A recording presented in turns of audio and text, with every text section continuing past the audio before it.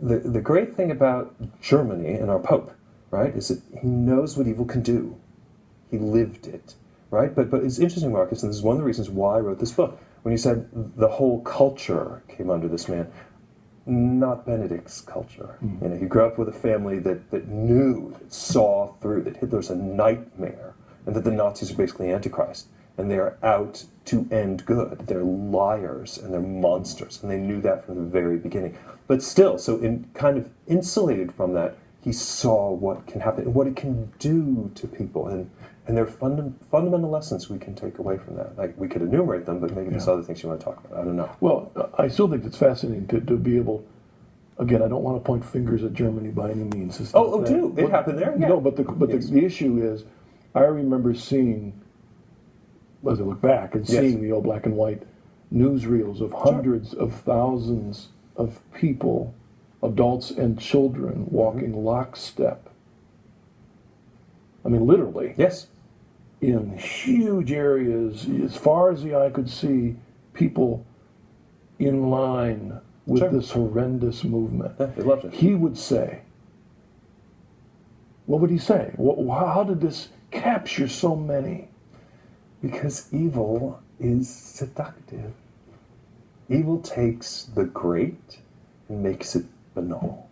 And it takes the banal, the commonplace, the low, and makes it attractive and tries to make it beautiful, but it always fails. And evil is always, especially when it takes this manifestation, it's besotted with its own power. And we love it, don't we? We're all weak, fragile human beings. We fall for this, we fall for that, we fall on our knees all the time.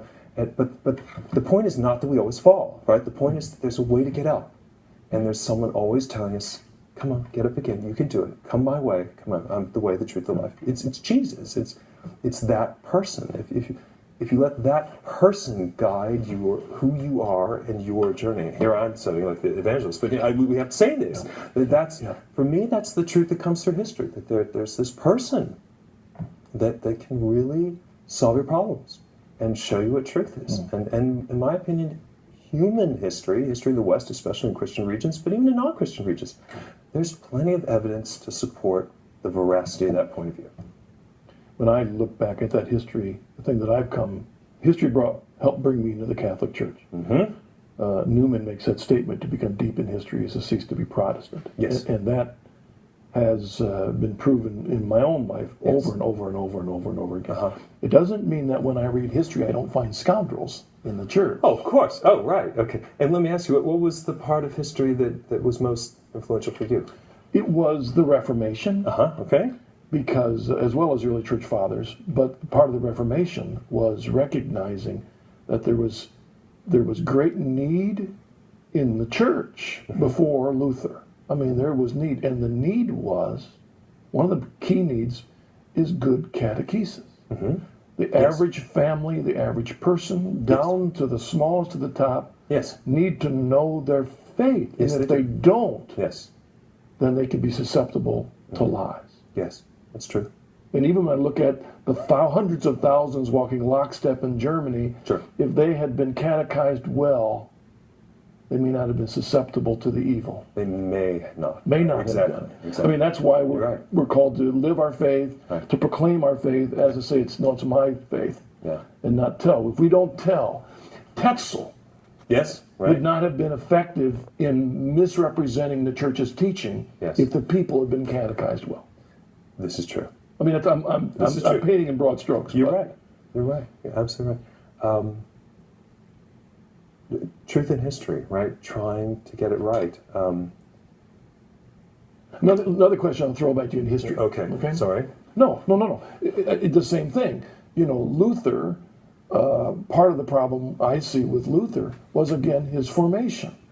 You know, his formation, the way he was taught St. Thomas, was through a slanted view by Occam. So he gets a foundation that isn't a strong Catholicism, which prevents him, broad strokes, from really receiving the church fully. And again, it points back, looking at history, how much history might have been different if there had been better catechesis, conversion, that part of history doesn't usually get written in history books. No, and it's hard to do. What I was thinking about is how to put this, and the stumbling blocks and the problems, and we're living in a day and age of scandal, right? We have this thing, the entertainment industry, that means mainstream secular media. It lives on scandal. It lives on controversy. That's what it does. There's always scandal in the church. From the very, very beginning, St. Paul called it scandalon. It is a scandal. There's always scandal. So you asked what it meant to me. I know it sounds weird, but I think it's reasonable. That's the assurance that there's something behind it, that God is behind it. Because, okay, fine, we've had horrific popes. Fine, we've had bad priests. Fine, we've had every single kind of scandal anyone can ever conceive. We've had it, all right? And we're still going to have it. I mean, we're not going to be free of these things. The Catholic Church is no utopia. But which pope messed up the creed? Which College of Cardinals